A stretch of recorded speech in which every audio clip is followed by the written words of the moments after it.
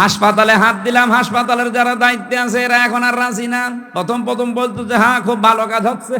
বাজারটা মনিটরিং করার জন্য এত অত্যাচার করে মানুষেরা।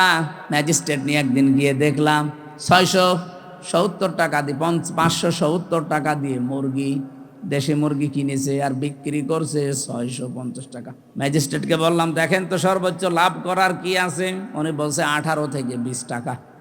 একটা জিনিসে আপনি সর্বোচ্চ 18 থেকে 20 টাকা লাভ করতে পারবেন, আর ও লাভ করছে 1 কেজিতে 80 টাকা। বলতে গেলাম আমি কালার হয়ে গেছি। বলছে এইটা এমপির কাজ না।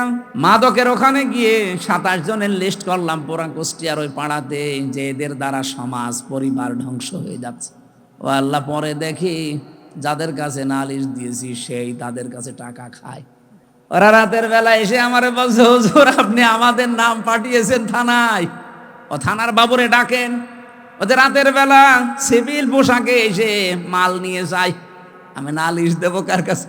এখন তাদের কাছেও খারাপ যে হ্যাঁ এইটাও এমপির কাজ না।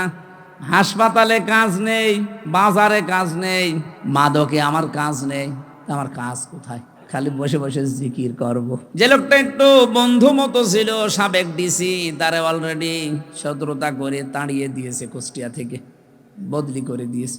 এত বড় অপরাধ করার পরও কোনো অনুশোচনা তাদের নেই।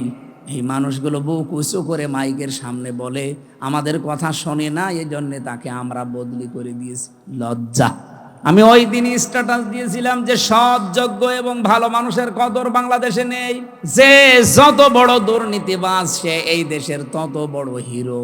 দেশের একেবারে 12টা বাজিয়ে দিচ্ছে যারা, তারাই নাকি এই দেশের এখন সর্বোচ্চ জায়গায়। কারণ যত বড় অফিসার সে তত বড় মুডে থাকে।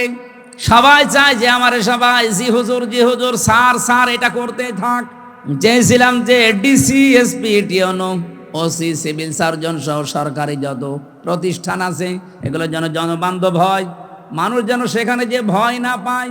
এই ভয় দূর করার জন্য খালি বারবার এখানে মানুষের সম্পৃক্ততা বাড়ানোর চেষ্টা করলাম। যেই কয়টা জিনিসে হাত দিলাম দেখি না শত্রু হয়ে গেছে। আমি নাম ধরেই বলছি, কুষ্টিয়ার এখন যারা দায়িত্বে আছে এই মানুষগুলো এখন আর আমাকে দেখতে পারছে না, কারণ এদের আতে অলরেডি ঘা লেগে গেছে।